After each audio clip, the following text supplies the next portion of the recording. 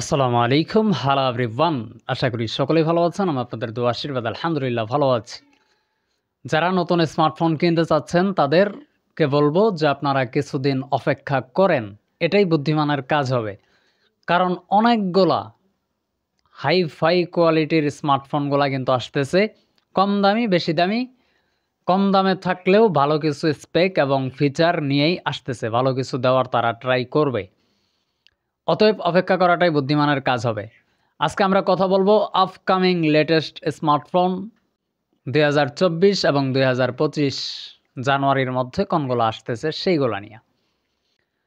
১ নম্বর সিরিয়ালে যে স্মার্টফোনটা নিয়ে কথা বলতে চাই সেটা হচ্ছে পোকো M7 Pro 5G। এই স্মার্টফোনটাতে 6.67 ইঞ্চির HD+ ডিসপ্লে থাকবে, 120 হার্জের রিফ্রেশ রেট থাকবে।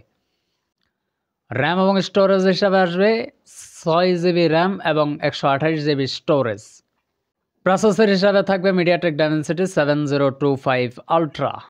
ক্যামেরা সেকশনে থাকবে 50 মেগাপিক্সেলের প্রাইমারি সেন্সর, 2 মেগাপিক্সেলের ডেপথ সেন্সর অথবা ম্যাক্রো লেন্স এবং 16 মেগাপিক্সেলের একটা ফ্রন্ট ফেসিং তথা সেলফি ক্যামেরা।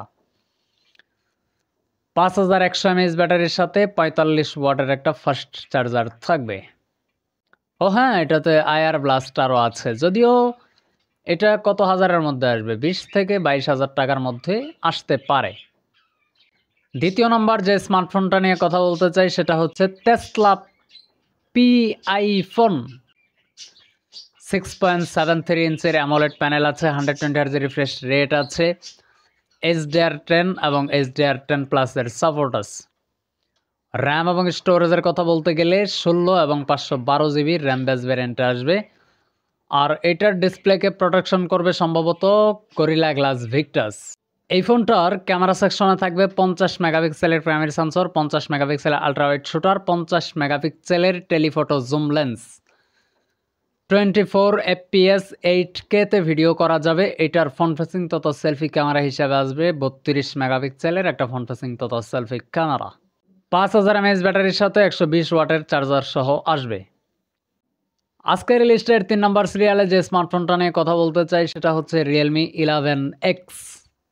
6.67 ইঞ্চির IPS LCD প্যানেল আছে, 120 হার্জ রিফ্রেশ রেট আছে, 6GB র্যাম এবং 6GB ভার্চুয়াল র্যাম, সাথে 128GB স্টোরেজে আসবে। প্রসেসর হিসাবে থাকবে MediaTek Dimensity 6300।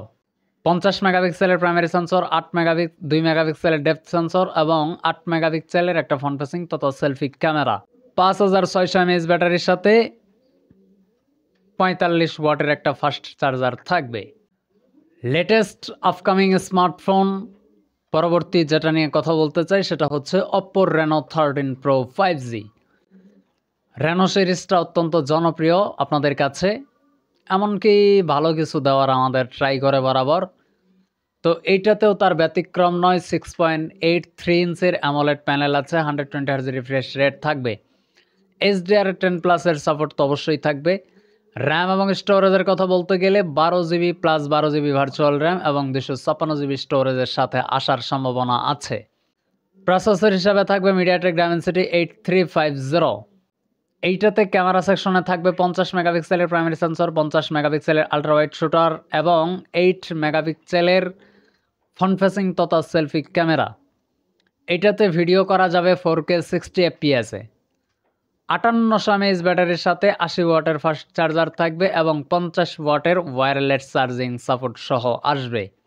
Latest upcoming smartphone পরবর্তী যে স্মার্টফোনটা নিয়ে কথা বলতে চাই সেটা হচ্ছে নাথিং ফোন 3।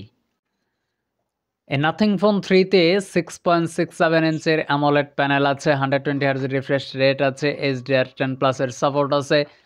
আর এইটার ডিসপ্লেকে প্রোটেকশন করতেছে কর্নিং গরিলা গ্লাস 5। প্রসেসর হিসাবে থাকবে Qualcomm Snapdragon 8S Gen 3।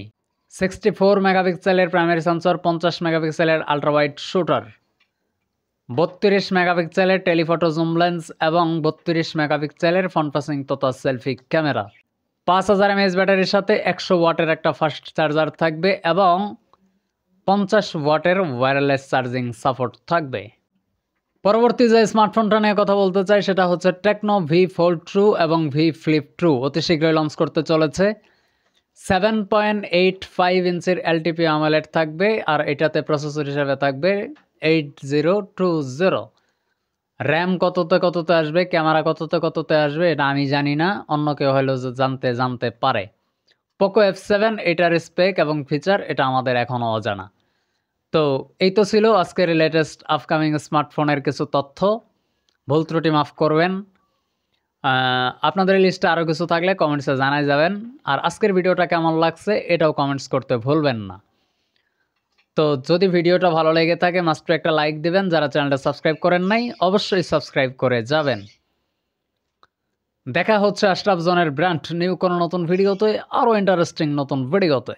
এ পর্যন্ত সকলেই ভালো থাকবেন, সুস্থ থাকবেন। ধন্যবাদ সবাইকে। আল্লাহ হাফেজ।